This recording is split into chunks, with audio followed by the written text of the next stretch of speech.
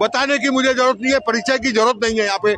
यानी कि महाकौतिक साथ में आप सब जानते हैं, हर कोई जानता है उत्तराखंडी कि जो साथ में खड़े हैं, रतूड़ी जी हमारे साथ में हैं। और उनसे मैं कुछ बात इसलिए कर रहा हूं क्योंकि ये हमारे पहाड़ियों के लिए हर जगह पे अपने जहां जरूरत पड़ती है उस तरीके की मदद करते हैं। और आज यहाँ जब कौथिग में आए हुए तो मैं उनसे ये पूछना चाह रहा हूँ कि क्यों हमारी सरकारें वो सब नहीं करती जो अकेले रतूड़ी जी कर रहे हैं। क्यों नहीं सरकारें, हम जिनको चुनते हैं, क्यों नहीं वो जो जागती, क्यों आंखें बंद करके बैठी हुई है 24 साल होने के बाद। और उसके बाद हम यहाँ इतने बड़े मैदान में इतने सारे लोग एक साथ होते हैं, लेकिन पहाड़ की जब बात आती है, पहाड़ बचाओ की जब बात आती है, तब ना जाने हमारे ये लोग, हमारे ये जो पहाड़ी लोग हैं कहाँ चले जाते हैं। तो रतूड़ी जी आपको क्या लगता है, जैसे कि आप यहाँ पे देख रहे हैं कि कौथिग में इतनी जनता आई है, लेकिन जब मूल निवास की बात होती है, भू कानून की बात होती है या कुछ और मुद्दे होते हैं, तब ये हमारी जनता, आपको क्या लगता है क्यों नहीं वहां पे पहुंचती? सबसे पहले तो मैं आपका धन्यवाद करना चाहता हूं कि आपने अपना समय निकाल के मुझे यहाँ पे बुलाया। जहाँ तक ये जनता के मुद्दों का मामला है, आपने मेरे से बहुत सारे सवाल पूछे। कुछ हम लोगों की भी गलतियां हैं, लोग ऐसे लोगों को चुनते हैं जो चुनाव के समय तो वादे करते हैं, उसके बाद वादे पूरे नहीं करते। लेकिन मेरा जो कहना है, मैं यही कहूँगा कि हर आदमी की मदद करनी चाहिए, स्पेशली उन लोगों के लिए जो लोग बेरोजगार हैं, जिनके पास बहुत सारी मतलब ऐसी, मैं ज़्यादातर मैं बहनों के बारे में बात करूंगा। जो बहनें मतलब स्पेशली जो विधवा महिलाएं हैं, जो बेरोजगार हैं, जो पहाड़ी क्षेत्र में रहते हैं, ऊपर पहाड़ों में रहते हैं, उनके लिए सरकार को सोचना चाहिए। मैं किसी सरकार पे इल्ज़ाम नहीं लगा रहा हूँ, क्योंकि मैं एक इंटरनेशनल सोशल वर्कर हूँ, अंतर्राष्ट्रीय समाज सेवी हूँ। मैंने पिछले 23 सालों में 26,000 लोगों को रेस्क्यू किया है, दुनिया के कोने कोने से, चाहे बांग्लादेशी हो, पाकिस्तानी, उत्तराखंडी हो, किसी भी राज्य को मैं फ्री कॉस्ट पे काम करता हूँ। लेकिन साथ में मैंने एक चीज़ ये देखी है, जब किसी होटलियर की डेथ हो जाती है तो उसको भारत सरकार से या सेंट्रल गवर्नमेंट से, स्टेट गवर्नमेंट से कोई मदद नहीं मिलती। और उस बहन की किसी के 2 बच्चे, 1 बच्चे, तो उसको पालने के लिए बड़ी तकलीफों का सामना करना पड़ता है जी। तो मैं चाहता हूँ कि सरकार उन महिलाओं को पेंशन दे। 1500 रुपये पेंशन में कुछ नहीं होता है सर। नहीं, बिल्कुल सही बात कही आपने। अभी थोड़ी देर पहले काफी लोग, जब आप वहां पे थे कॉर्नर पे, तो काफी लोग, होटलियर लोग, और यहाँ तक हमारी एक मात्र शक्ति भी आपसे बात कर रही थी कि 1500 रुपये महीना मिल रहा है, उस 1500 महीने में क्या चलेगा। अब बात यहाँ भी आती है ना कि कहाँ हम लोग क्यों चुप रहते हैं, सरकार से क्यों नहीं आवाज उठाते, ये भी कहीं ना कहीं मुद्दा आता है। और होटलियर की बात है तो होटलियर, जैसे आपने बोला, तो होटलियर के लिए हमारे उत्तराखंड सरकार को उस पर ध्यान देना चाहिए, जब जाके, क्योंकि हमारे लोग जो है होटल लाइन में सबसे ज्यादा है, पहाड़ के लोग हैं। तो आप क्या उसमें वो देना चाहेंगे कि मतलब अपना विचार कि सरकार जो है, जो होटलियर है, उनके लिए किस तरीके से नियम कानून बनाए और उनको रजिस्ट्रेशन करे, तब जाके उसे भेजे, या उनका ध्यान रखे कि कौन सा होटलियर आदमी कहाँ पे हमारा, आप क्या कहें? ये हमारा दुर्भाग्य है। हमारे उत्तराखंड को बने हुए 24 साल हो चुके हैं और अभी तक किसी भी होटलियर को सरकार की तरफ से कोई मदद नहीं मिलती है। ना ही सरकार की, अगर कोई सरकारी कर्मचारी मरता है तो उसकी पत्नी या उसकी बेटी, किसी को नौकरी मिल जाती है।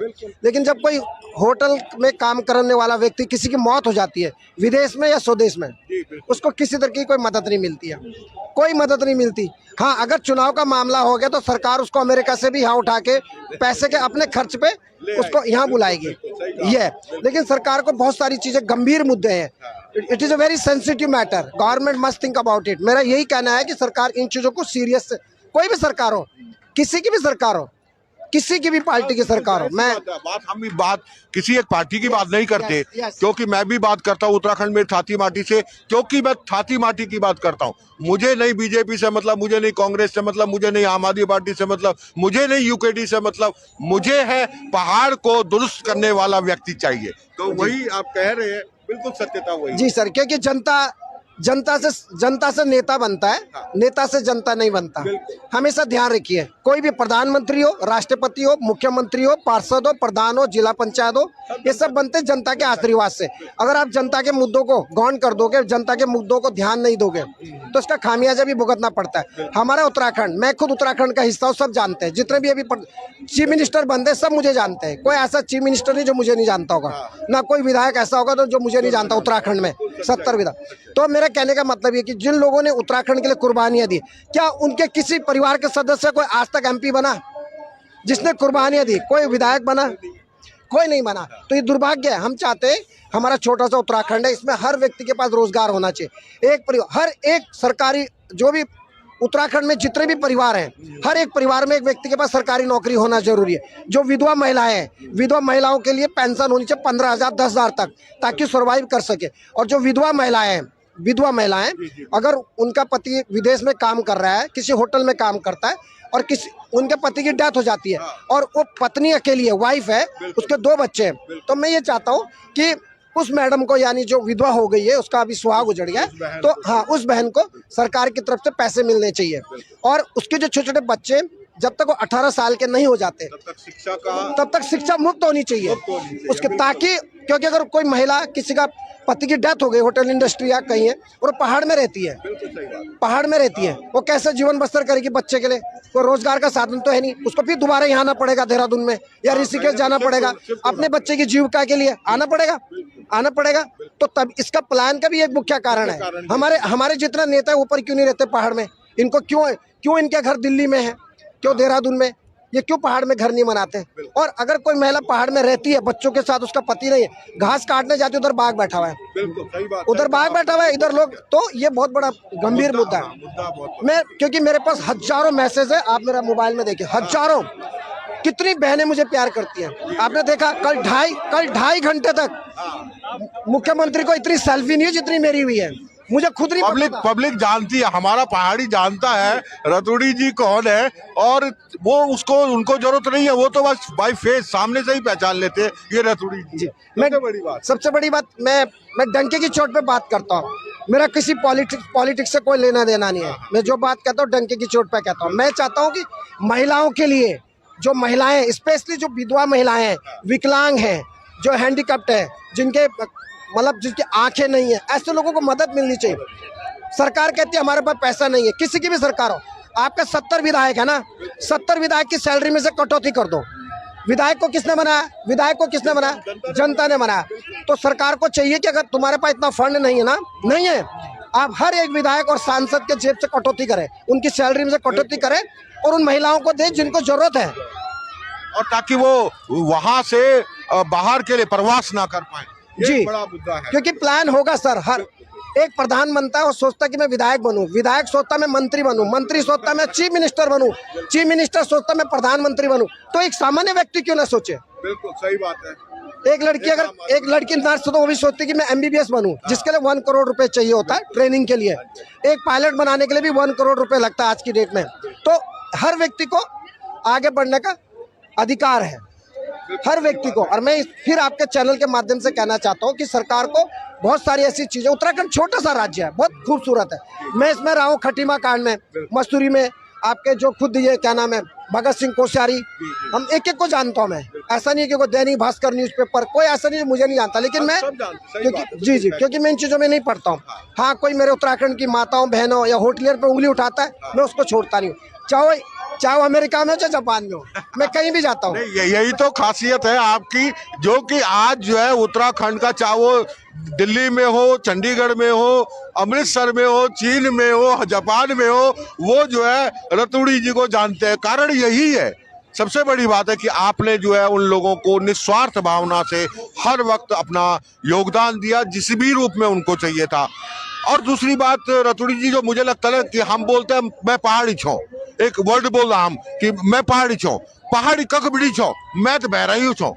असली पहाड़ी तो वो छन जो आज भी वो पाखों पर रहना छन, असली पहाड़ी वो छन, तो वे पर क्या बोलता। हाँ बिल्कुल। अगर इस चैनल के माध्यम से हमारे सोए हुए नेता जाग जाएं, जो कुंभकर्ण की तरह सोए हुए हैं, हाँ वो तब जागते हैं जब उनकी तनख्वाहें बढ़ाते हैं। जिनके लिए 5 मिनट के अंदर विधानसभा के अंदर प्रस्ताव पारित हो जाता है। ठीक है, मैं उन कुंभकर्ण नेताओं को बोल देना चाहता हूँ, जिस किसी भी पार्टी को, मैं एक भारतीय नागरिक हूँ, मेरा पूरा अधिकार है अपनी बात रखने का, इज्जत के साथ में, विनम्रता के साथ में। मैं उनको कह देना चाहता हूँ, अगर आपको प्लान को रोकना है तो सबसे पहले जो पहाड़ में रहते हैं, जो लोग पहाड़ी क्षेत्र में रहते हैं, जो बहुत सारी उनको सुविधाएं नहीं मिल पाती, उन महिलाओं के लिए कुछ फैसिलिटी देनी चाहिए। एग्जाम्पल के लिए, कोई महिला उधर पढ़ रही है या जिनके बच्चे पहाड़ में पढ़ते हैं, आप उनकी फीस में कटौती कीजिए। बहुत बढ़िया, बहुत बड़ी बात बोल रहे हैं, बहुत बड़ी बात बोल रहे हैं, सच्चाई यही है। उसमें उनके लिए, जो लोग पहाड़ में बिजनेस करना चाहते हैं, उनके लिए टैक्स फ्री करें, टैक्स कम करें, ताकि लोग ज़्यादा से ज़्यादा पहाड़ की तरफ मूव करें। तो वहाँ बड़े इंडस्ट्रियल फैक्ट्री लगेंगी, उनको लगेगा मुझे टैक्स को इतना, सरकार को इतना टैक्स नहीं देना है, तो लोग उधर जाएंगे। जो 60 साल से ऊपर की महिलाएं, उनको पेंशन इतनी अच्छी करो कि उन्हें नीचे आने की दिक्कत ना हो। मेडिकल के लिए जो बच्चा पढ़ना चाहता है पहाड़ में विश्वविद्यालय में, उनके लिए 30% तक की जो स्कूल की जो फीस है उसको कम करो, ताकि लोग कहेंगे, हाँ कंपेयर करेंगे ना, देहरादून में जाना है, पहाड़ में रहना है, अगर पहाड़ में भी वही सुविधा मिल रही है देहरादून में, तो क्या करेंगे, ऊपर जाएंगे पढ़ने के लिए, पहाड़ में जाएंगे। तो गवर्नमेंट को जो चेक सिर्फ कटौती करनी है, दवाइयों में, एजुकेशन में, फीस में, इसमें अगर ये कम करेंगे तो कोई भी आदमी नीचे नहीं आएगा। और जो आदमी पहाड़ के होटलों में नौकरी करना चाहता है, उनके लिए भी सब्सिडी यानी छूट होनी चाहिए, तो प्लान रुकेगा। क्यों नहीं रुकेगा प्लान? अगर प्लान का मुख्य कारण ये होता है कि जनता को सुविधाएं नहीं मिलती है। नेता में लोग पॉलिटिक्स में क्यों आते हैं, क्रिकेट में क्यों जाते हैं, आप मुझे बताइए। मकसद यही है कि सिर्फ पैसा कमाना है, पैसा कमाना है, लोगों का बेवकूफ बनाना है, बस बड़े बड़े वादे करने हैं। नक्शों में सड़कें मिलती है, लेकिन रियल लाइफ में सड़क मिलती है कहीं नहीं। अस्पताल नक्शों में, रियल लाइफ में अस्पताल है। मैं 2022 में, सर आपको पता होगा कि मैं 2022 में काफी जगह घुमा हूँ। हकीकत में ऐसी रोडें पाई मैंने, जिसमें मैं खुद विजिट करने गया, मुझे लग रहा था कि शाम को घर पहुंच पाऊंगा कि नहीं पहुंच पाऊंगा। ये गांव की सड़कों की हालत है। तो मतलब जब हमें ये लग सकता है, और मेरे ख्याल से जब लगता है, तो उस समय क्यों नहीं हम दुरुस्त करते उसको। मेरा एक ही बात कहना है सरकार से भी, और जो हमारे मुख्यमंत्री जी हैं, मुख्यमंत्री जी हमारे बहुत अच्छे हैं, ईमानदार हैं, लेकिन वो जो हर बात पे अपने आका को आके लेके आते हैं, उनको अपने आकाओं की नहीं सुननी चाहिए, अपने दिमाग, अपने विवेक का परिचय देना चाहिए। मुख्यमंत्री जी को खुद के फैसले लेने, मुख्यमंत्री जी को खुद के फैसले लेने चाहिए। ऐसा नहीं कि मुझे मेरे आकाओं की वजह से मुझे चीफ मिनिस्टर बनाओ तो मैं उन्हीं की तारीफ करूं। आप इस जनता की तारीफ करो, आपके आकाओं को बनाने वाली ये जनता है, कोई भी है। किसी भी मुख्यमंत्री को देख लो, किसी भी नेता को देखो, अपने आकाओं को खुश करने में लगा रहता है। जनता खुश होना हो, उसकी कुर्सी बची रहे, बस यही चाहिए। तो हमारे उत्तराखंड का दुर्भाग्य है, जिन लोगों ने कुर्बानियां दी, उनके परिवारों को आज तक किसी तरीके से कोई मदद नहीं मिली, कोई मदद नहीं मिली है। अभी रतुड़ जी, आपको क्या लगता है कि 24 साल, मैंने वही बोला, इंडिविजुअल बात कर रहा हूँ, पार्टीवाद पे तो बात मैं भी नहीं करता। 24 साल होने के बाद भी आज भी हमारे लोग सड़कों पे नारे लगा रहे हैं। मतलब बड़ा सोच के बोलना पड़ रहा है मुझे कि 24 साल के बाद भी हमारा उत्तराखंडी आज बोल रहा है, मुझे भू कानून दो, मुझे मूल निवास दो। मूल निवास उन लोगों को दिया जा रहा है जो सन 2000 में वहां पे आए। तो क्या हम पहाड़ियों का अस्तित्व खत्म हो चुका है? सवाल ये भी उठता है कहीं ना कहीं। तो आपको क्या लगता है? नहीं, पहाड़ी लोगों का अस्तित्व तो कभी खत्म नहीं हो सकता, क्योंकि पहाड़ी तो एक ऐसा शेर है जो जहाँ भी जाता दहाड़ मारता है। हाँ, हमारे पहाड़ियों को थोड़ा सा जरूरत है सरकार की तरफ से मदद मिले। मेरे पहाड़ी बहुत भोले भाले हैं, बहुत सीधे हैं, बहुत प्यारे हैं, बहुत अच्छे होते हैं, किसी के बहकावे में भी जल्दी आ जाते हैं। मेरे पहाड़ी जो है, उनको ये नहीं पता कि कैसे बेवकूफ़ बनाते लोगों का, कैसे झूठ बोलना है। तो हमारे पहाड़ी बहुत सीधे हैं, लेकिन क्या है कि सरकार की तरफ से उनको किसी तरीके की मदद नहीं मिल पाती, ये दुर्भाग्य है। लेकिन मुझे उम्मीद है कि आने वाले समय में हमारे लोग जागेंगे, हमारी पहाड़ की जनता जागेगी। और बाकी रही आंदोलन करना, तो आंदोलन तो एक हिस्सा है, इंसान का अधिकार है। आंदोलन करना एक जनता का अधिकार है, आंदोलन करना। जी, जो हमारा पहाड़िया, आज भी बात उसकी नहीं हो रही है आंदोलनों की। आंदोलन तो देखो होना जरूरी है, जब तक इंसान रहेगा। कहते घर में बर्तन होंगे तो खटकेंगे। वो चीजें हमारे पहाड़ के अंदर, आंदोलन सब कुछ होना जरूरी है। लेकिन आज भी हम भू कानून, मूल निवास की बात करें, आज जिस मर्जी को मूल निवास दिया जा रहा है, वहां पे हमारी जमीनें बिक रही हैं। अभी मैं फिलहाल किसी ग्रुप में देख रहा हूं कि हकीकत में गांव का गांव, आप अगर जानते हो मलेथा जानता हूं। मलेथा के पास एक दारू की फैक्ट्री लगी। उसके बाद वहां से धीरे धीरे पूरा जमीन को कब्जाया जा रहा है। भाइयों को लड़ा भिड़ा के, उल्टा सीधा बोल के कि उसने बेच दी, तो भी भेज दे, इस तरीके से। लेकिन कहाँ पे सोई हुई है सरकार, क्यों नहीं वो प्रशासन ध्यान देता जिनको वहां रखा गया है? तो उस पर आप क्या कहना चाहोगे कि सरकार को या फिर जो प्रशासनिक अधिकारी हैं जो वहां बैठे हुए हैं उन चीजों के लिए, उनको किस तरीके से अपने पहाड़ को बचाने की एक पहल करनी चाहिए गांव वालों के साथ? देखिए, आपका बहुत सुंदर सवाल है। भू कानून आना बहुत जरूरी है। हिमाचल की तर्ज पे, जैसे हिमाचल में इधर क्या हो रहा है कि नेता लोग जो है ना, देश का रक्षक ही भक्षक है। बड़े बड़े जो नेता हैं, पूंजीपति, उन्होंने बाहर के लोगों को जमीनें बेच दिया औने पौने दाम में, और वो अपने ही लोगों को बसा रहे हैं, चाहे किसी विशेष समुदाय के लोग हों। मेरा उत्तराखंड आज से 10 साल पहले पीछे जाओ, कहीं इतने ज्यादा एक्सीडेंट नहीं होते थे, इतने कहीं कोई आके मतलब इस तरह की गंदगी नहीं थी जितनी आज मेरे उत्तराखंड में। पहले नहीं था इतना। जो उत्तराखंड यानी देवभूमि, लैंड ऑफ द गॉड है, लेकिन लोगों ने क्या किया आप देखिए। इसमें अगर सरकार को ये नहीं पता कि कितने बाहर के लोग इधर आके बस गए, किसी का कोई आधार कार्ड नहीं है उनको। और कोई भी आदमी अगर बाहर का व्यक्ति राज्य के अंदर घुसता है, राज्य का पहला मुखिया कौन होता है? मुख्यमंत्री होता है। जैसे देश का सर्वप्रथम नागरिक राष्ट्रपति होता है, ऐसी राज्य का मुखिया कौन है? मुख्यमंत्री। तो मुख्यमंत्री का कर्तव्य बनता है कि बाहर के आदमी आ रहे हैं यहाँ बस रहे हैं, हमारे लोग बाहर जा रहे हैं, और बहुत सारे सरकारी नौकरी हमारे उत्तराखंडी को नहीं मिल रही है, बाहर के लोगों को मिल रही है। कोई प्रेम बाबू है, प्रेम बाबू के बच्चों को नौकरी मिल रही है, तब तक दूसरे को नौकरी मिल। तो जो गरीब हैं लेकिन पढ़े लिखे हैं, लेकिन उनके पास अप्रोच नहीं है, उनके पास वास्ता नहीं है, तो उनको नौकरी नहीं मिल पाती। और भू कानून में, आपने भू कानून के बारे में पूछा, तो मैं कहूँगा कि भू कानून बहुत जल्दी होना चाहिए, वरना हमारा जो उत्तराखंड है प्यारा सा है, बहुत आने वाले समय में बहुत इसका जो परिणाम है बहुत भयानक होंगे। और गुंडा राज ज्यादा बढ़ता जा रहा है उत्तराखंड में, ड्रग्स माफिया यहाँ है, हर एक चीज यहाँ पे अपने पैर पसार लिया यहाँ पे। और जहाँ पे लोग पहले के ताला भी नहीं लगाते घर में, आज घरों में ताला लगाना पड़ता है। बिल्कुल, संगला तक लोग कहते थे कि संगल होती थी जी, वो संगल भी कई लोग लगाते थे, कई नहीं लगाते थे जी, अदरवाइज वो खुले ही रहते थे जी। ये सच कहा आपने जी। कि पुराने टाइम की अगर उत्तराखंड देवभूमि की बात की जाए तो हकीकत में वो ओपन थे एक दूसरे के लिए, और एक विश्वास था एक दूसरे का, आस पड़ोस का। मुझे दुख होता है कि अगर किसी एक और बड़ा मुश्किल हमारे पहाड़ में रहने वालों को, बाघ आपने देखा होगा, आए दिन बाघ किसी न किसी बच्चों को लेके जाता है। सरकार की तरफ से उसे क्या मदद मिलती है? क्या उसके परिवार को कोई वन विभाग में नौकरी मिली, या उसको कोई पैसे मिले?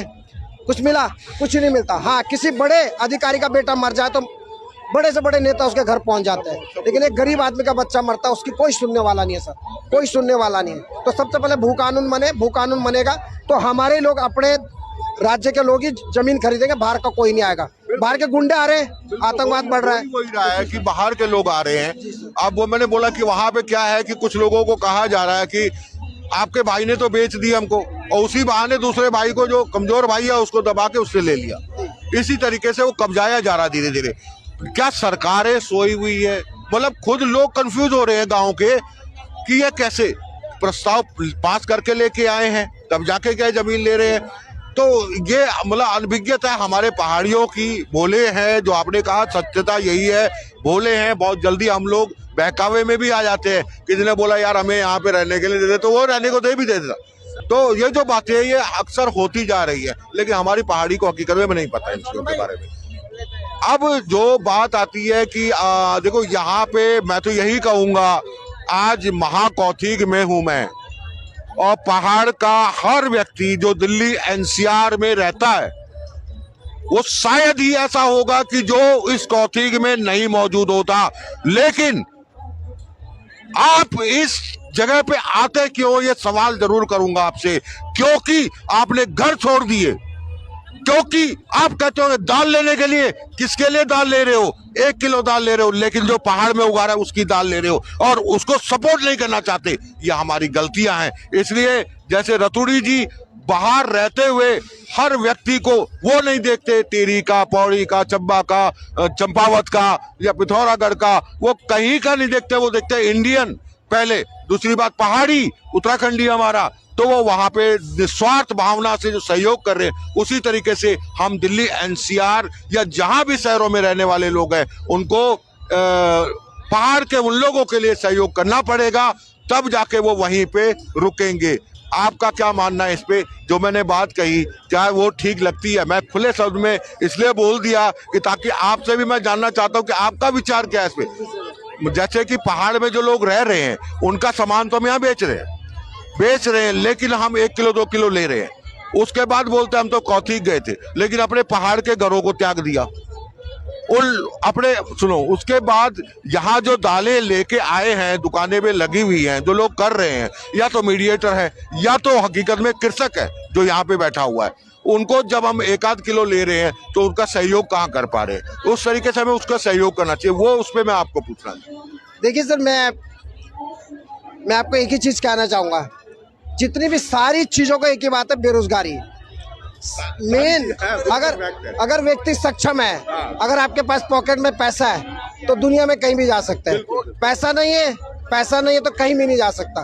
तो मैं और आप कहते हैं कि अगर बार बार सरकार एक ही आती है, किसी भी पार्टी की सरकार होती है, हमारी टिहरी के MP है, मैंने कितनी बार उनकी क्लास ली है, उनका PA नेगी है, उनके क्षेत्र की एक लड़की है, मतलब उसके हस्बैंड की डेथ हो गई, उनके घर में देखने कोई नहीं आया, ना MP आया ना विधायक आया। अभी मैं कल मैंने डेड बॉडी भेजी थी, कल मैंने एक डेड बॉडी भेजी उत्तराखंडी होटलियर की।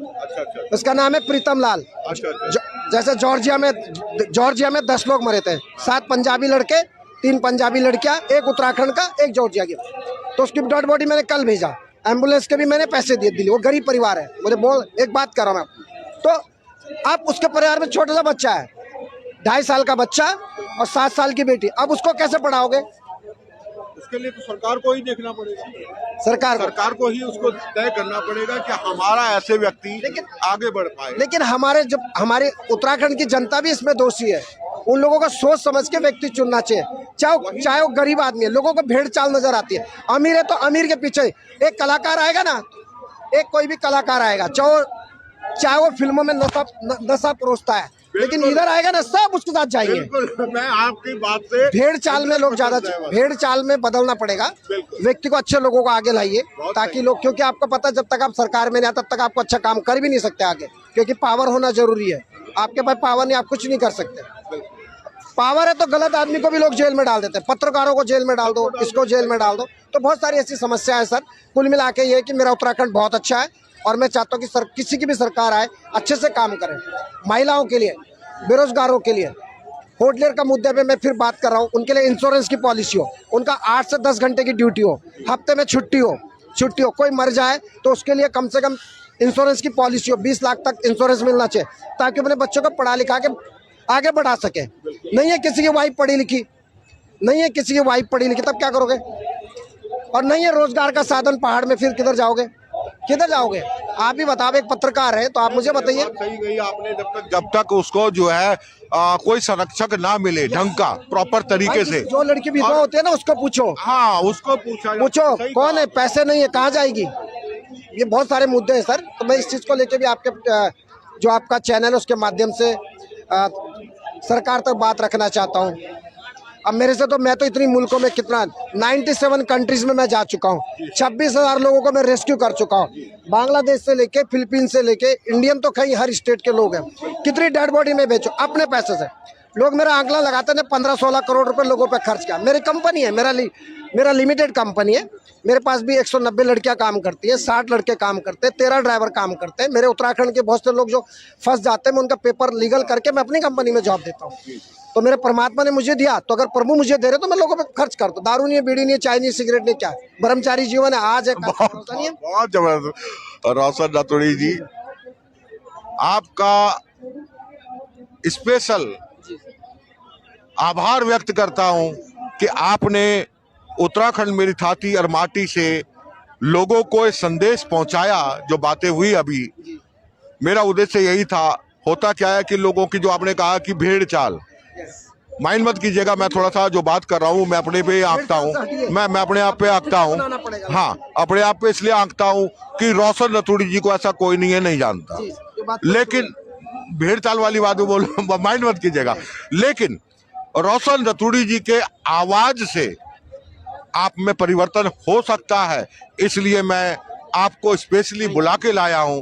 क्योंकि आप जो है, जैसे कि अभी सर ने सीधा बोला, रतूड़ी जी ने, कि एक बहुत अच्छा गायक आ गया, मतलब जो चल रहा है उसी को चला रहे हो आप। नए को तो मौका ही नहीं देना चाह रहे आप। एक नए व्यक्ति को तो आजमाना नहीं चाह रहे, चाहे राजनीति हो, चाहे गायकी हो, चाहे वो तबला वादक हो, चाहे वो किसी भी फील्ड में हो।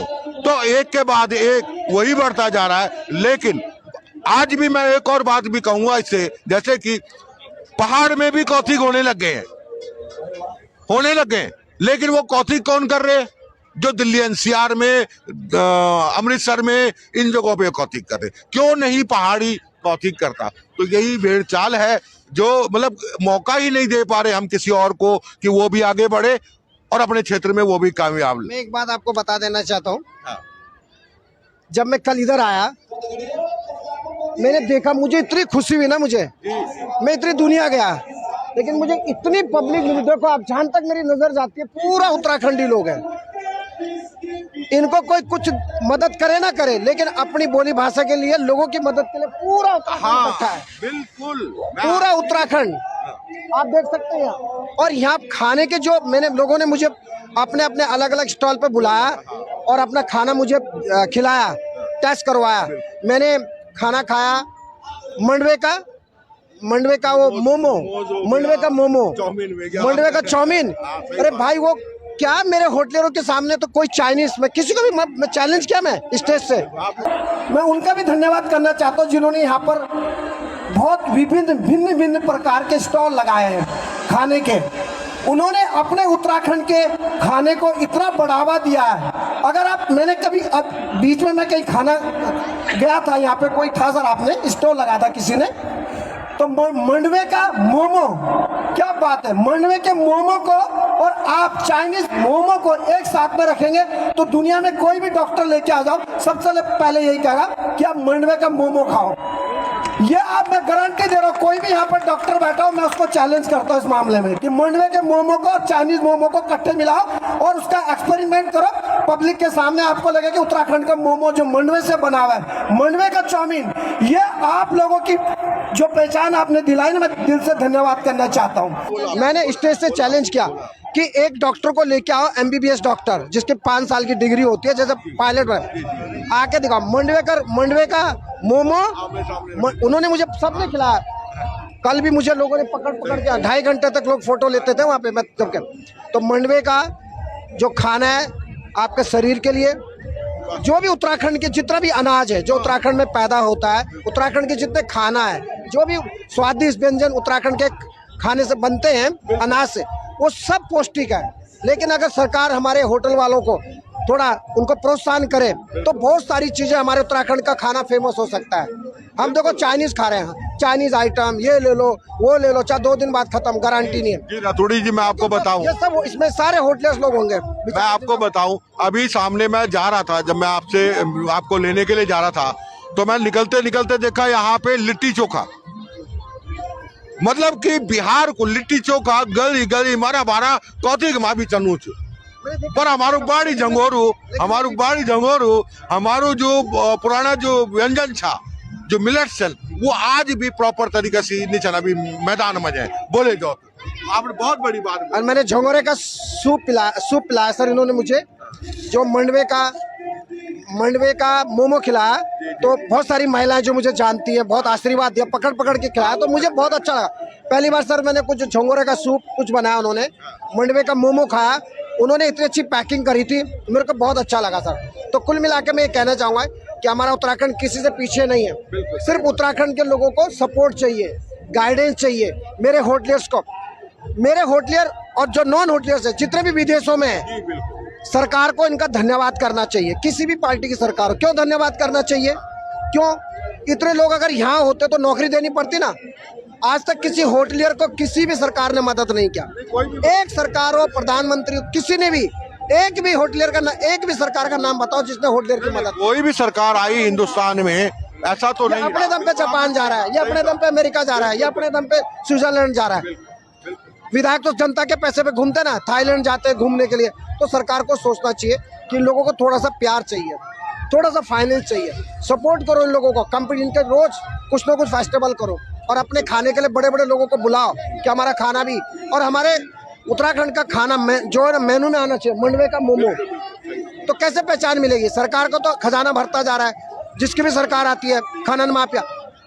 और जो शराब का एक बहुत बड़ा अड्डा है यहाँ हमारे उत्तराखंड में, आपको पता है उत्तराखंड में एक साल में कितना 1000 करोड़ रुपए शराब से आता है? वो पैसा कहाँ जाता है? किसी की भी पार्टी आती है 5 साल वो खाती है, 5 साल वो खाती है। तो मैं उनसे भी कहना चाहूंगा, तुम्हारा समय भरने वाला है, अच्छा काम कीजिए, जनता के हितों की बात कीजिए, जनता की भलाई की बात कीजिए और हमारा उत्तराखंड को आगे बढ़ाएं। सबका भला हो, सबका विकास हो, यही मैं कहूँगा। धन्यवाद आपका। बहुत बहुत धन्यवाद रोशन रतूड़ी जी, शुक्रिया आपका। आपका भी बहुत बहुत धन्यवाद।